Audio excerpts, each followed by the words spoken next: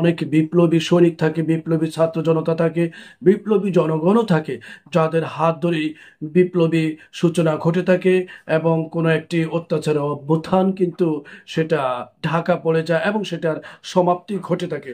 বাংলাদেশে 1975 সালেও এরকম একটি বিপ্লব ঘটেছিল, আবার 2024 সালেও এরকম একটি বিপ্লব ঘটেছিল এবং এই বিপ্লবের মাধ্যমে যে পরিবর্তনগুলো আসে সেই পরিবর্তনগুলো অনেক সময় সেই রাষ্ট্রের জনগণ সেটা খুশিতে সানন্দে গ্রহণ করে থাকে।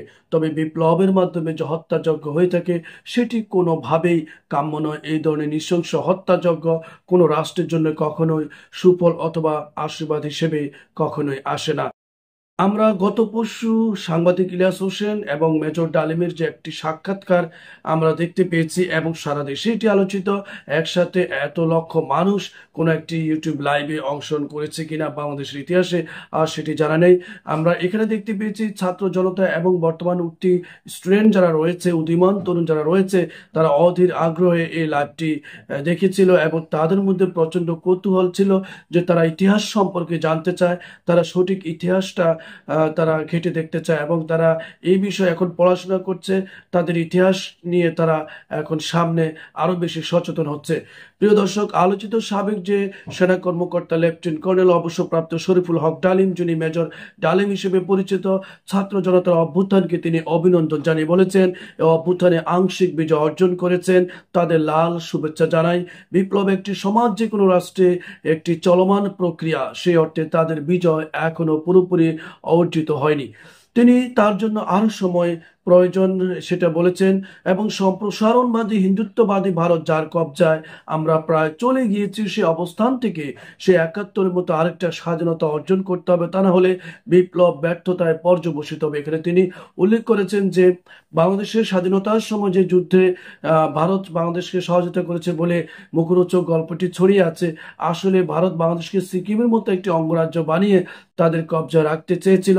সেটি কিন্তু 75-এর পর সেই আরেকটি অভ্যুত্থানের মাধ্যমে অনেকটা বিপ্লবী সৈনিকরা সেটা দূরে সরাতে সক্ষম হয়েছে, আবার 24 অভ্যুত্থানের মাধ্যমে সেটা অনেকটা সরাতে সক্ষম হয়েছে।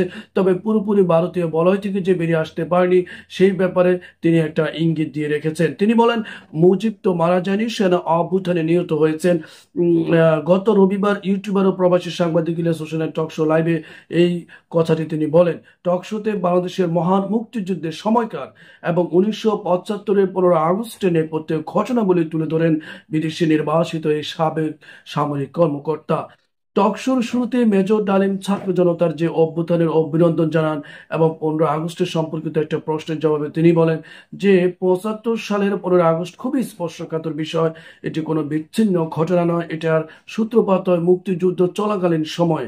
অর্থাৎ তারা বুঝতে পেরেছিলেন যে বাংলাদেশের মুক্তিযুদ্ধটা কাদের ইন্টারেস্টে হচ্ছিল এবং এটা কি তাদের ইন্টারেস্টের জন্য হচ্ছে, না মুক্তিযুদ্ধ করে দেশ স্বাধীন করার জন্য হচ্ছে, নাকি অন্য কোনো উদ্দেশ্যে কাজ করছে। অর্থাৎ তিনি তখন তিনি বলেন যে যখন 7 দফাতে চুক্তি করে নজরুল ইসলাম তাজউদ্দিনকে পারমিশন দেওয়া হলো একটি প্রভিশনাল গভর্নমেন্ট গঠন করার, 7টা ক্লোজ পড়ে সাইন করার পর নজরুল ইসলাম ফিট হয়ে পড়ে গিয়েছিলেন, তখন আমরা ক্রমান্বয়ে ভারতের একটা করদ রাজ্য অঙ্গরাজ্যে পরিণত হব, এই আশঙ্কা তিনি তখন করেছিলেন। মেজর ডালিম বলেন, শেখ মুজিব তার জুলুমের মাত্রা এতটাই তীব্র করেছিলেন যে স্বৈরাচারী আচরণের মতো তখন মানুষ আল্লাহর কাছে মুক্তি চাচ্ছিল আর তার মুজিবের হাত থেকে জুলুমের অবসানের জন্য।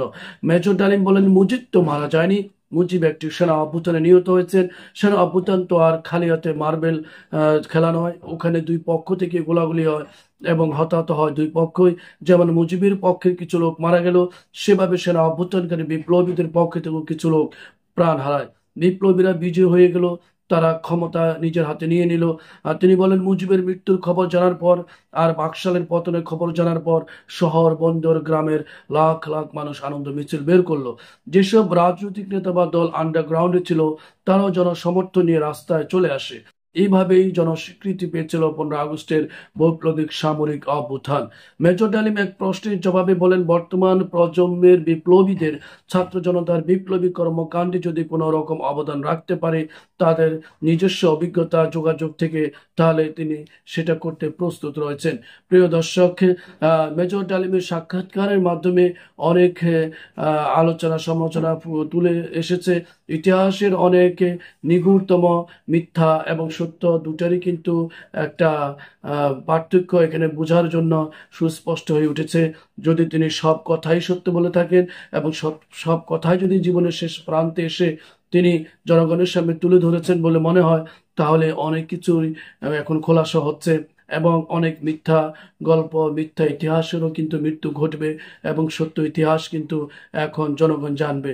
আমরা চাই আমাদের রাষ্ট্র ভারতীয় বলয় থেকে বেরিয়ে আসুক, নিজস্ব স্বাধীনতার মাধ্যমে স্বাধীন সার্বভৌম রাষ্ট্র হিসেবে মর্যাদা নিয়ে নিজের একটা কর্তৃত্ববাদী রাষ্ট্র হিসেবে সারা বিশ্বে তারা সাম্যতা, মর্যাদার ভিত্তিতে, ন্যায্যতার ভিত্তিতে, পারস্পরিক বিভিন্ন রাষ্ট্রের সাথে বন্ধুত্বপূর্ণ সৌহার্দ্যপূর্ণ সম্পর্কের ভিত্তিতে এগিয়ে যাক, এটা আমাদের প্রত্যাশা।